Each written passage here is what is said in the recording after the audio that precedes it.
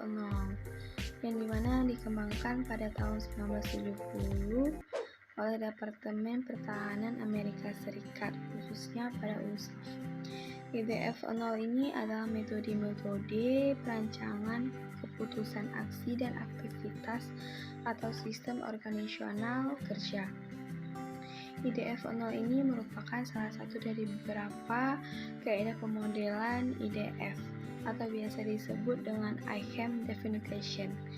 ICAM itu sendiri program yang dijalankan oleh USAF lebih dari 30 tahun, kemudian Laboratorium Sistem Komputasi pada National Institute of Standard and Technology atau NST menyatakan bahwa IDF-0 itu beracu pada standar untuk pemodelan fungsional dalam FIPS atau Publikasi ke-183 Desember 1993.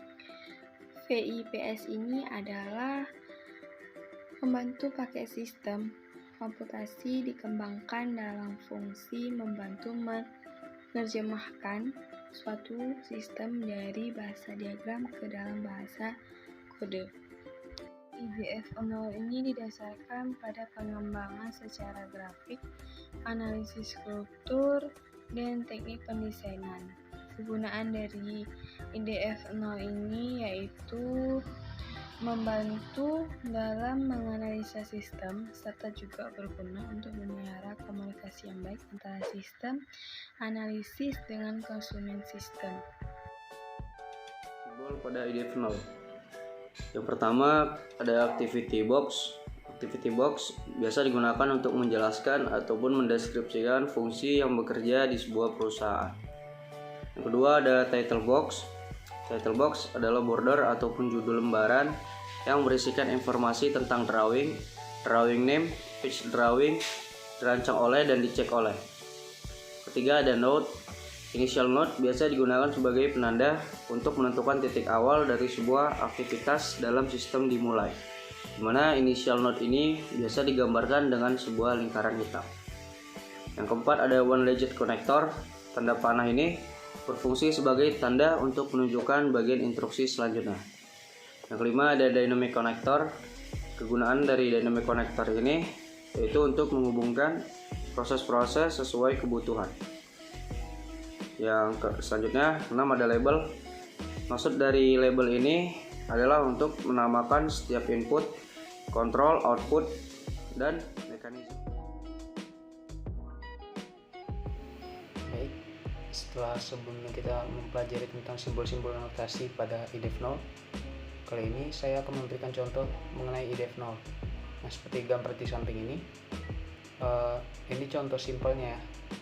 Ada panah dari kiri, itu merupakan input atau masukan ke dalam sebuah aktivitas. Nah, dari atas itu adalah kontrol atau kendali yang mengendalikan sebuah aktivitas. Baru garis panah ke kanan menunjukkan output atau hasil, dan terakhir itu ada garis panah dari bawah ke atas, itu mekanisme atau yang menunjukkan apa yang dibutuhkan aktivitas untuk menjalankannya. Selanjutnya di samping ini contoh yang paling sederhananya. Di sini kita lihat dalam mengerjakan tugas dibutuhkan masukan soal dari dosen dan jawaban dari mahasiswa. Seperti yang kita lihat di sini, dia dua hal ini menjadi input. Aktivitasnya mengerjakan tugas. Mengerjakan tugas juga berlandaskan pada kendali dari waktu pengumpulan dan syarat penilaian soal. Nah, ini menjadi yang mengatur, yang dasar dari mengatur aktivitas ini. Terus dalam mengerjakan tugas dibutuhkan komputer, pengetahuan mahasiswa, dan internet. Nah, ini mekanisme yang dibutuhkan oleh aktivitas. Dan yang terakhir itu hasil dari mengerjakan tugas adalah tugas yang selesai dikerjakan, yang merupakan ada output atau keluaran. Nah, dari contoh IDF-0 yang simple tadi, yang tadi sederhana kan, ini kita buat menjadi lebih kompleks. Di sini aktivitasnya kita bagi menjadi 3. Dan mengerjakan tugas, kita buat lagi aktivitas selanjutnya, kumpul tugas, terus diperiksa dosen. Nah, seperti yang kita lihat, ini hampir sama dengan tadi yang disederhanakan. Tapi di sini kita lihat terdapat 3 aktivitas, yaitu mengerjakan tugas, kumpul tugas, dan periksa dosen. Ketiga aktivitas tersebut membutuhkan komputer, jaringan internet, terkecuali aktivitas mengerjakan tugas yang juga membutuhkan pengetahuan mahasiswa. Seperti kita lihat sini, semuanya membutuhkan kebutuhan yang sama, kecuali yang aktivitas pertama dia eksklusivitasnya ada pengetahuan mahasiswa. Nah, selanjutnya aktivitas ketiga membutuhkan masukan dari aktivitas 2, dan aktivitas 2 membutuhkan masukan dari aktivitas 1. Seperti kita lihat sini, aktivitas 3 mendapatkan inputnya dari keluaran dari aktivitas 2. Aktivitas 2 juga mendapatkan inputnya dari keluaran aktivitas 1. Begitu terus selanjutnya. Nah, di sini yang terakhir ada hasil dari aktivitas 3 adalah tugas yang diterima atau tugas yang ditolak dan dikembalikan ke aktivitas 1. Jadi kita lihat sini di aktivitas ketiga dia mendapatkan dua output atau keluaran. Di sini output yang pertama adalah tugas diterima, output yang kedua itu adalah tugas ditolak, yang dimana pada output yang ini tugas dikembalikan ke aktivitas pertama dan dilakukan looping kembali.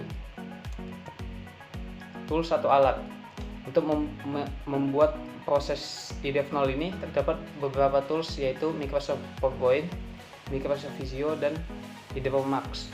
Pada contoh kali ini saya akan menggunakan IDEF0. Pada contoh kali ini saya akan membuat IDEF0 menggunakan Microsoft Visio.